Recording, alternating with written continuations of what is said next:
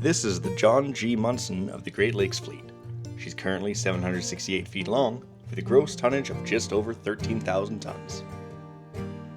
She's been sailing the lake since 1952, and I caught up with her in the St. Mary's River, just downstream of the Soo Locks, between the Sault-Ste. Marie's twin cities.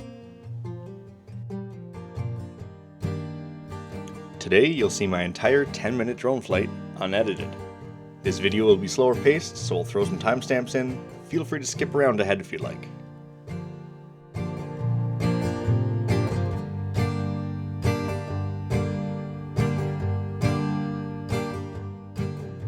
Lately, I've lucked out and seen the Ojibway supply ship lots, and this is another one of those instances.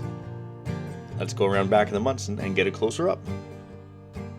Drone regulations say I should keep 100 feet away from bystanders, so I always fly around the ships and not over them, just in case there's someone on deck.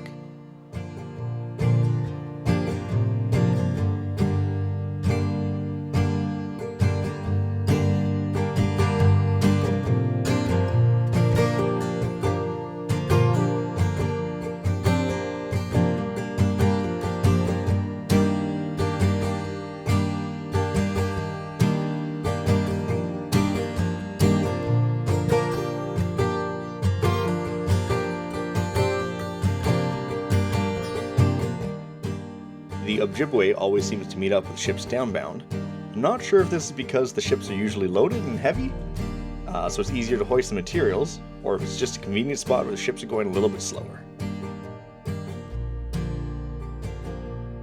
There's already a pallet on deck of the Munson, and the crew are all hands on deck unloading it. Once it's empty, they'll throw garbage and spent materials back on the pallet for the Ojibway to take away, and in a minute we'll see another pallet get hauled up. There's a spout of water coming out the side of the Munson. I'm not exactly sure, but it seems most likely that it's cooling water for the engine. If you have any insight, I'd love to hear it in the comment section. This is pretty common for most ships to have a stream of water coming out.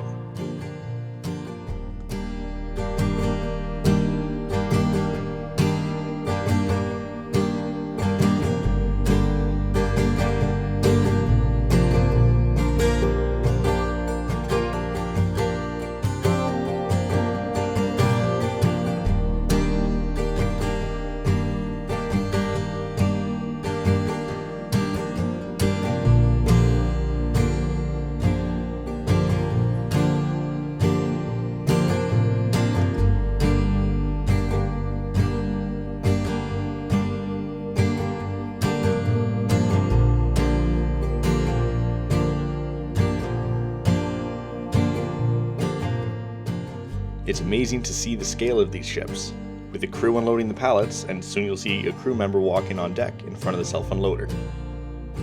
It really puts their massive size in context.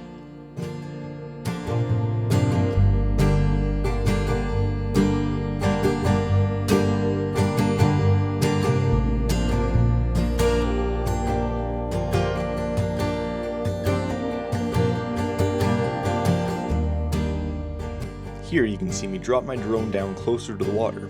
Sometimes it's nice to get different views of the ships.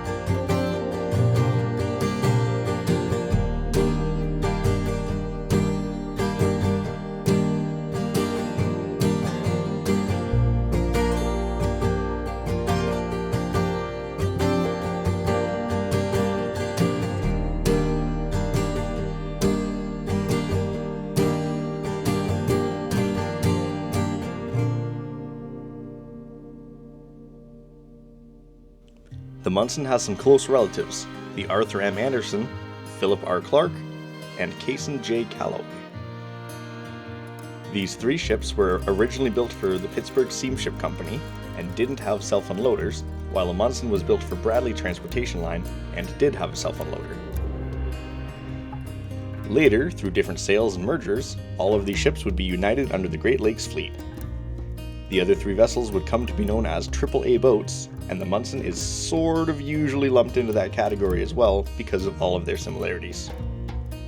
These classic lake freighters all have a distinct look to them with a pointed bow and forward pilot house.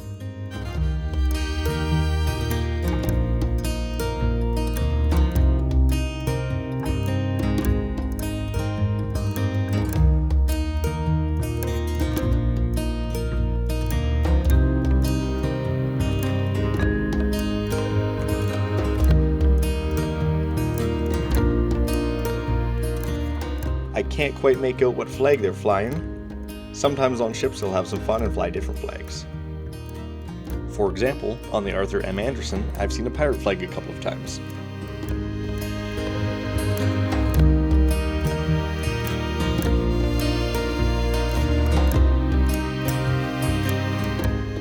You can see some of the black splash guards over the railings, which help keep the lake water from freezing on deck in big waves. In the background, you can see the Cloverfield Electric Power Plant.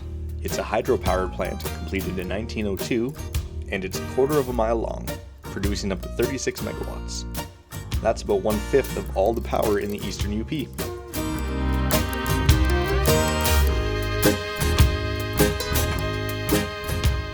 And we can see another pallet being lifted up in the background.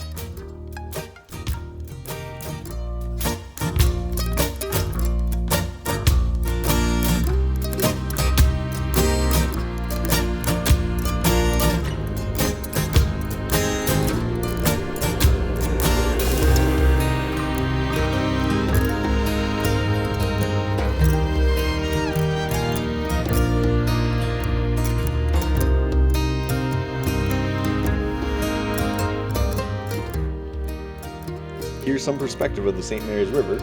On the left side you have Sault Ste. Marie, Ontario, and on the right, Sault Ste. Marie, Michigan. We'll catch back up with the Ojibway here in a minute. Want to head back to the rear of the ship, check out the rudder, and see the ship's rear end turn.